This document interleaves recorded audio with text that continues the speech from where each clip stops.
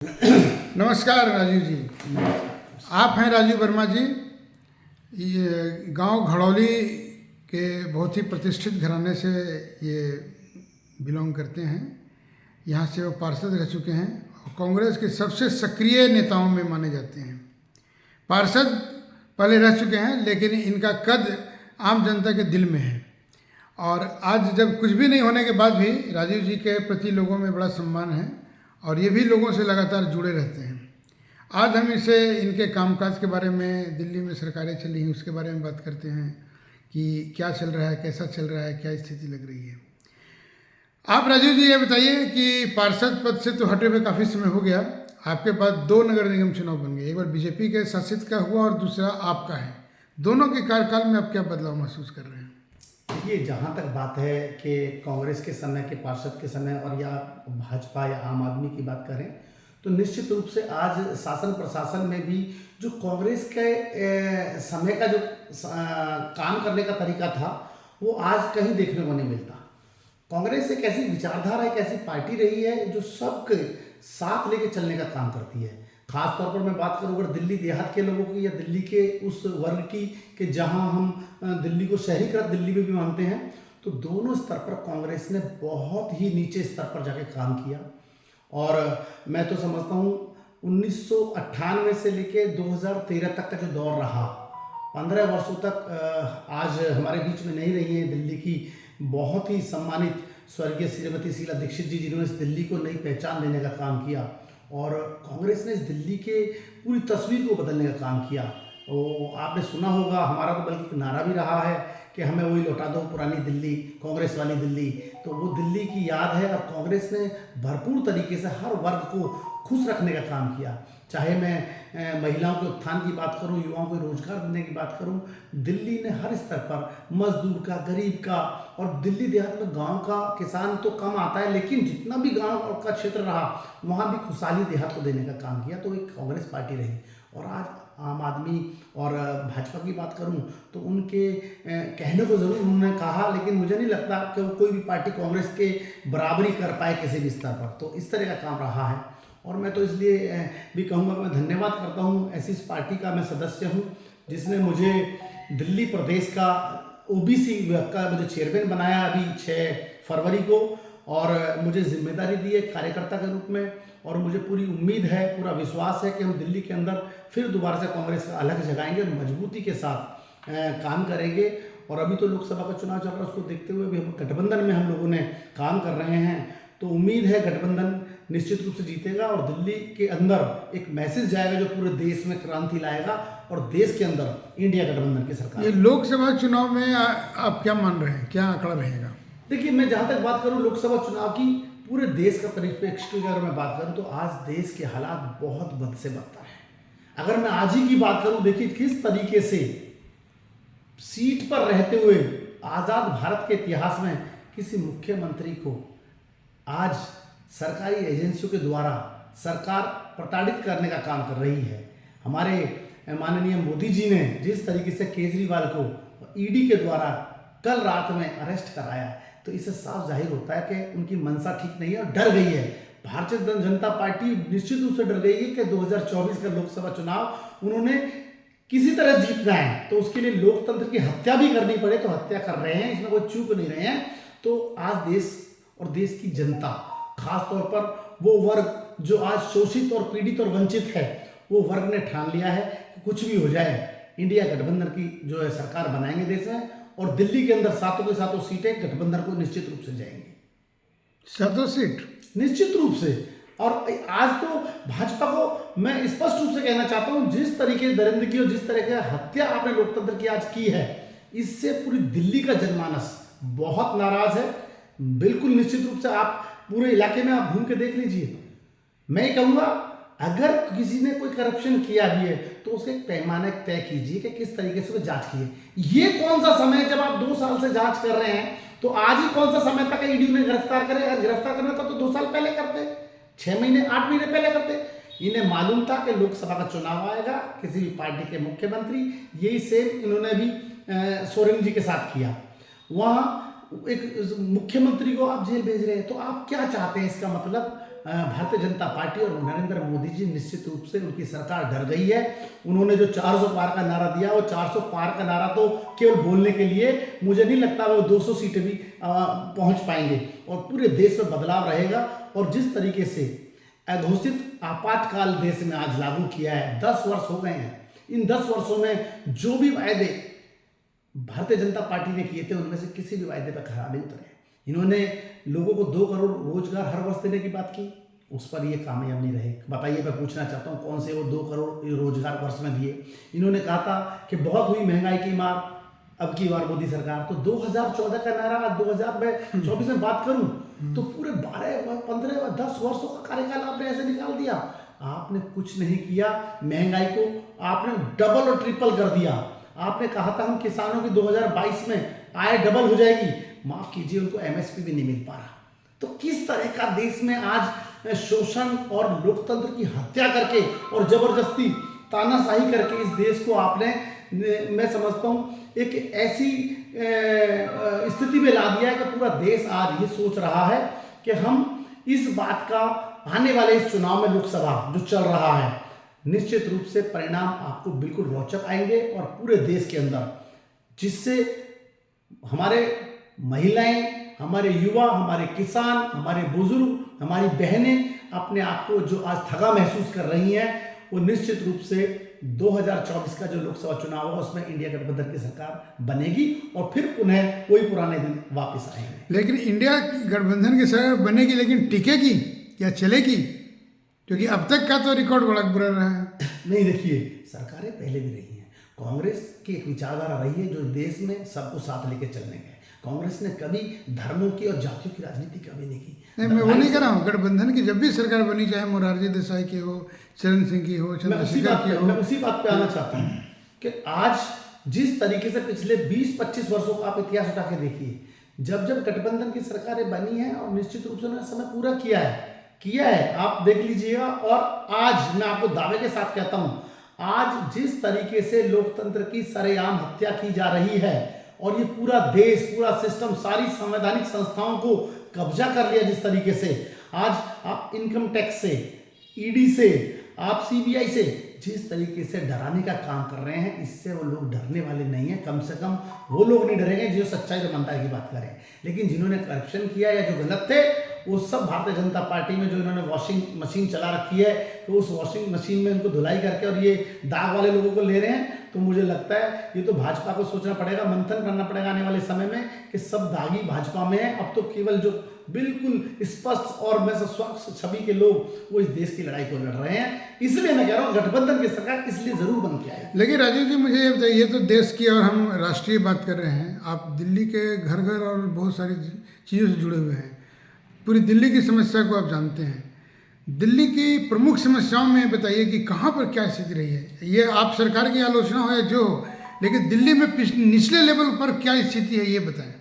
देखिए, दिल्ली की जब तक हम निचले स्तर की बात करें तो आज दिल्ली में जब तक 2014-13 तक जब सरकार रही कांग्रेस की, मैं कह रहा हूँ हर स्तर पर कांग्रेस ने बहुत बेहतर तरीके से दिल्ली की परिस्थितियों को बेहतर करने का काम किया। लेकिन जब केजरीवाल जी की सरकार दिल्ली में बनी और जिस तरीके से उन्होंने वायदे करके उन वायदों के खिलाफी के साथ उन तरीके से उनकी बातों पर खरे नहीं उतर पाए। उन्होंने कहा कि हम पानी फ्री करेंगे, पानी फ्री करने की बात नहीं थी, पानी लोगों के घरों तक पहुंचे, उस बात की लड़ाई लड़नी थी। तो मैं समझता हूं दिल्ली के परिप्रेक्ष्य में जो कांग्रेस ने काम किया, अभी तक कोई सरकार दूसरी उतना काम नहीं कर पाई है। और आज अगर जब्त की बात है तो जो आज सांसद की मैं बात करूं, दिल्ली के जो हमारे एमपीज हैं सातों के सातों, उनकी बात करूं तो अपने क्षेत्र में वो कोई काम नहीं कर पाए। एक छोटा सा मैं आपको एग्जांपल देता हूं, जहां हम बैठे हैं अभी, इस इलाके में सबसे नज़दीक हमारा एक लैंडफिल साइड है गाजीपुर। आप देखिएगा गाजीपुर के जो कूड़े का पहाड़ जिसको बोलते हैं, तो इस बात की भी शर्म आती है कि चाहे महेश गिरी जी मेरे यहाँ से पूर्वी दिल्ली के सांसद रहे हों, चाहे अभी गौतम गंभीर जी जो वर्तमान में है, 10 वर्ष से केवल एक ही बात सुनते आ रहे हैं कि इस कूड़े के पहाड़ को हटा देंगे। कूड़े के पहाड़, माफ कीजिएगा, कूड़े का पहाड़ नहीं हटा, लेकिन मेरे गांव, जिस गांव में मैं पैदा हुआ हूं, मेरी जन्मभूमि है, इस गांव में मेरे बुजुर्गों की स्थिति आज जीने लायक नहीं है।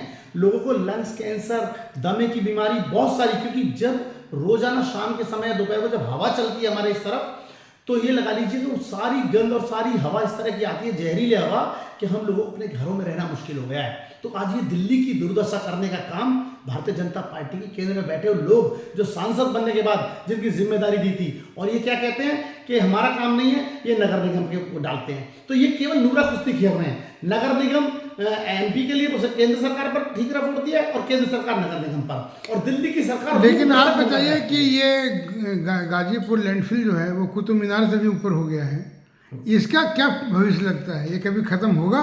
देखिए, दावे और वायदे तो इन्होंने बहुत किए, लेकिन मैं आपको याद दिलाना चाहता हूँ 2013 तक शीला दीक्षित जी ने इस कूड़े के पहाड़ के ऊपर जिस तरीके से पार्क बना करके उस गंद को दबाने का काम किया, और धीरे धीरे उसकी उसे हटाने का काम दिल्ली की सरकार ने उस समय अपने हाथों में लिया। अब इत्तेफाक की बात कहूँ, उस समय 2013 में कांग्रेस चुनाव में रह गई थी और केजरीवाल जी की सरकार बनी, तो नगर निगम में भारतीय जनता पार्टी की सरकार बनी रही। वो हमेशा कहते रहे कि इस कूड़े के पहाड़ को हटाएंगे, लेकिन जब हटाने की बात आती है, काम कोई नहीं करना चाहता।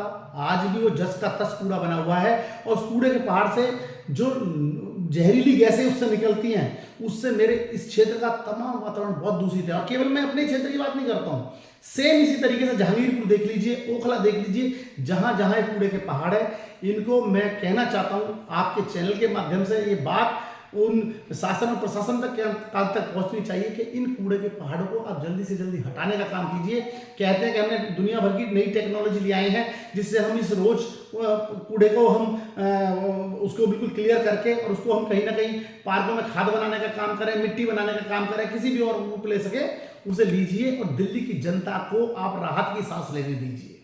ये मैं जरूर कहूँगा। अगले साल विधानसभा का चुनाव है, इतना अच्छा शीला दीक्षित ने काम किया, 3 टर्म में सीएम रही, इसके बावजूद बिल्कुल कांग्रेस का पत्ता साफ हो गया। आज तक ये आम आदमी की रिकॉर्ड तोड़ बहुमत आया, तो ये अचानक ये क्या बदलाव रहा कि काम काज सबको भूल करके एक नई पार्टी को बिल्कुल घर बनाया? ये एक सामाजिक सोच को किस तरह से आकलन करते हैं? देखिए, ये तो बहुत ही सही बात आपने कही कि एक जो विकास दिल्ली ने पकड़ी थी और विकास की गति रुकी, तो कभी कभी क्या होता है कि झूठ बोलने के सामने सच हार जाता है। जब आप जोर जोर से झूठ बोलना शुरू कर दें तो सच कहीं ना कहीं दबता है। तो यही हुआ उस चुनाव में कि जिस तरीके से लोकपाल लाने की बात रही, या और ऐसे बहुत सारे वायदे, मैं उनकी चर्चा करूं तो इन्होंने कहा था कि चाहे वो मोहल्ला क्लिनिक की बात करी, चाहे उन्होंने स्वास्थ्य को बेहतर बनाने की बात करी, विद्यालय को ठीक करने की बात करी, उन पर तो मैं आज ज़रूर इस बात पर नहीं चर्चा करूंगा। विधानसभा का समय आएगा तो आपसे ज़रूर अगली बार बताऊंगा, क्योंकि आज लोकतंत्र को बचाने के लिए गठबंधन में कांग्रेस और आम आदमी पार्टी दोनों मिलकर चुनाव लड़ रहे हैं।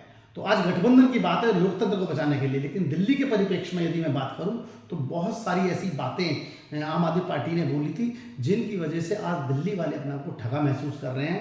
लेकिन एक तरफ हमें ठगों से लड़ाई लड़नी है, दूसरी तरफ हमें उन देश के उन लोगों से जिन्होंने लोकतंत्र को केवल उनको खत्म करने में लगे हैं। तो मैं समझता हूँ देश बचेगा तो इन बातों को हम फिर देख लेंगे। हमें आज देश को बचाने की लड़ाई लड़नी है, इसलिए दिल्ली की इस विधानसभा पर जरूर अगली बार आपसे बहुत विस्तार से मैं चर्चा करूंगा।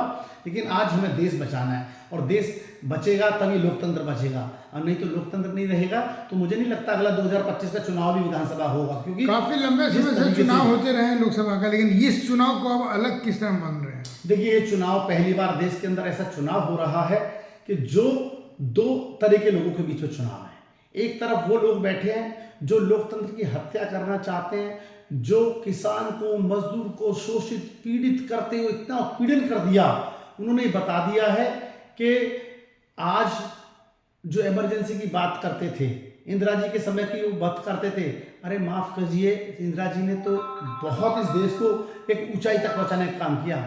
लेकिन जो 10 वर्ष से अघोषित आपातकाल 2014 से 2024 तक लग रहा, मैं यही बात कहता हूं कि इन 10 वर्षों में इस देश ने तरक्की विकास कुछ नहीं किया, कि वह विनाश के रास्ते पर खड़े हैं। भाई को भाई से लड़ाने का काम किया है, मंदिर मस्जिद की राजनीति। राजीव भाई, आप मुझे बताइए कि मोदी के 2 टर्म अब तक हो चुके हैं, दोनों टर्म की तुलना आप किस तरह करते हैं, पहला टर्म और दूसरा टर्म? देखिए, पहला टर्म इन्होंने लोगों से वायदे किए कि हम महंगाई कम करेंगे, हम किसानों को करेंगे, वो किसी भी खरे जो 5 वर्ष पहले ने वायदे किए, अगले उन 5 वर्षों में किसी वायदे पे खरे नहीं उतरे। तो इसीलिए आज क्या गारंटी है कि 2024 के बाद ये लोकतंत्र को रहने देंगे, ना किसान की सुनवाई होगी। जब जब सरकार ही नहीं देगी, लोकतंत्र नहीं हो, तो तानाशाही हिटलरशाही लाना चाहते हैं ये चाइना की तरह। और यहाँ एक अपना जो एक साम्राज्य स्थापित करना चाहते हैं कि कोई भी यहाँ अपनी बात ना रखे और लोकतंत्र को बिल्कुल दबा के रखा जाए। केवल कहने के लिए लोकतंत्र रहे, लेकिन काम करने के लिए इनकी तानाशाही और डिक्टेटरशिप यहाँ हावी हो। ये अगला चुनाव अगर ये जीत जाते हैं तो मैं आपको कहता हूँ, मुझे नहीं लगता कोई देश के अंदर अगली बार कोई चुनाव भी होगा। इसलिए ये आखिरी चुनाव है, इस देश को बचाना है तो ये आखिरी चुनाव है। इसलिए इस बार देश की जनता ये तय कर लेगी कि हमें अगली बार चुनाव कराने देना है या अगर ये लोग इस तरीके से चुनाव जीत जाएंगे जिस तरह से इन्होंने प्रयास किया है। देखिए, कांग्रेस पार्टी के खाते तक भी सीज कर दिए ताकि हम अपना 1 रुपया भी खर्च ना कर पाए। तो ये किस तरीके का चुनाव चाहते हैं?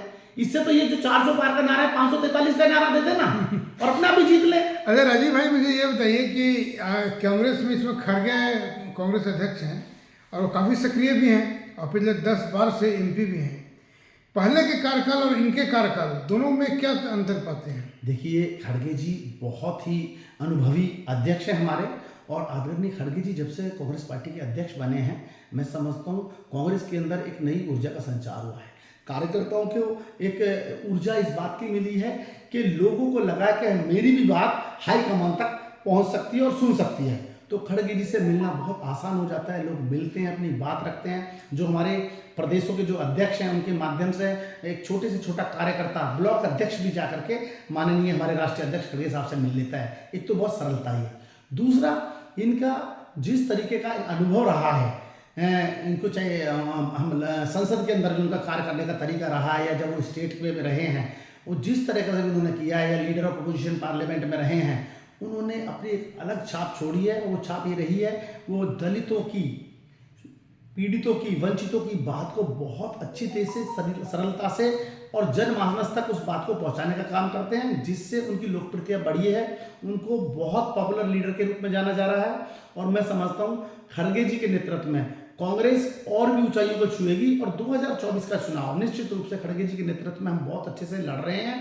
भले ही कितना ही भाजपा कांग्रेस को परेशान कर ले, कांग्रेस का कार्यकर्ता आज निश्चित रूप से मन बना के बैठ गया है कि कितने भी हमारे ये खाते सीज कर लें, हम अपने घरों से चंदा इकट्ठा करेंगे, 10 रुपये, 20 रुपये, 50 रुपये, 100 रुपये, वो पार्टी को फिर दोबारा से लोगों के बीच में जाएंगे और पार्टी को खड़ा करने का काम करेंगे। एक बताइए कि 97-96 तक कांग्रेस ही देश की इकलौती सरकार मानी जाती थी, लेकिन संगठन का चुनाव पिछले 35-37 सालों से नहीं हुआ है।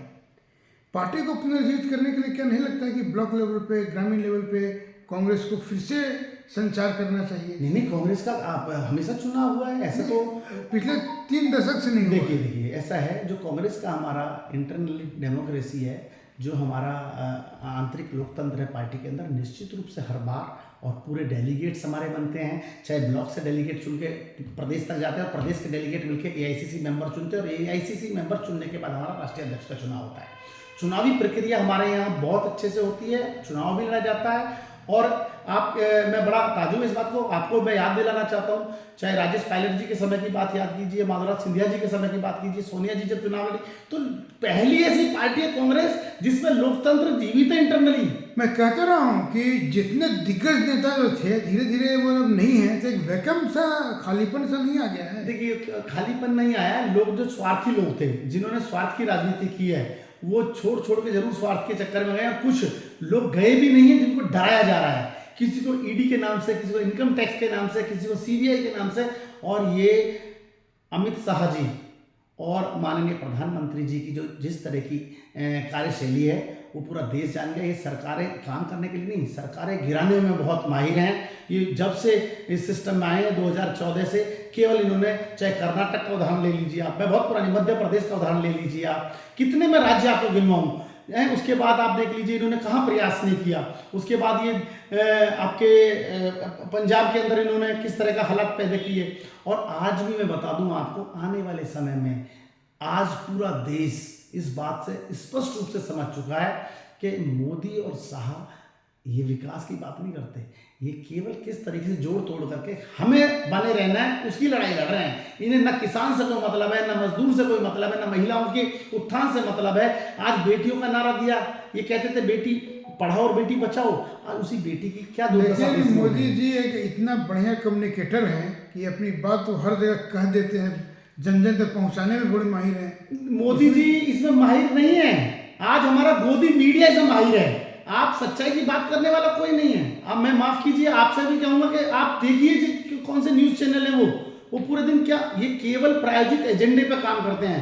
सुबह इनके आका इनको एजेंडा भेज देते हैं कि शाम तक आपको टीवी पे यही चलाना है, केवल मोदी जी में। क्या मोदी जी के अलावा उनके मंत्रिमंडल में कोई और मंत्री काम नहीं कर रहा? केवल एक अकेले प्रधानमंत्री? ये तो इस देश में पहली बार ऐसा हो रहा है कि केवल एक फोटो ही लगता है, उसके अलावा कहीं कुछ नहीं है और आप कहीं निकल जाइए। नहीं, ये बात तो आपका कहना ठीक है राजीव भाई कि एक फेसलेस मंत्रिमंडल है यहाँ पे। तो ये इससे क्या साफ है? इससे जाता है कि ये केवल और केवल अपनी तानाशाही अहंकार में डूबी हुई सरकार है, जिसके मुखिया मोदी जी हैं और जिसके सिर पे सलाहर नीचे अमित शाह जी, दोनों मिलकर के और इस देश को तबाह बर्बाद करने का काम कर रहे हैं। इसलिए आज जनता से, पूरे देश के आवाम से मैं कहना चाहता हूं कि आप आने वाले समय में 2024 में आज यदि चाहते हो इस देश को खुशहाली, तरक्की और विकास के रास्ते पर लाना है तो इंडिया गठबंधन कांग्रेस के नेतृत्व में मिलकर के सरकार बनाए और इस तानाशाही और मोदी सरकार से छुटकारा हमें पाना है। अरविंद केजरीवाल जी के अरविंद लवली के साथ में आप लोग किस तरह का प्रयास कर रहे हैं पूरे दिल्ली में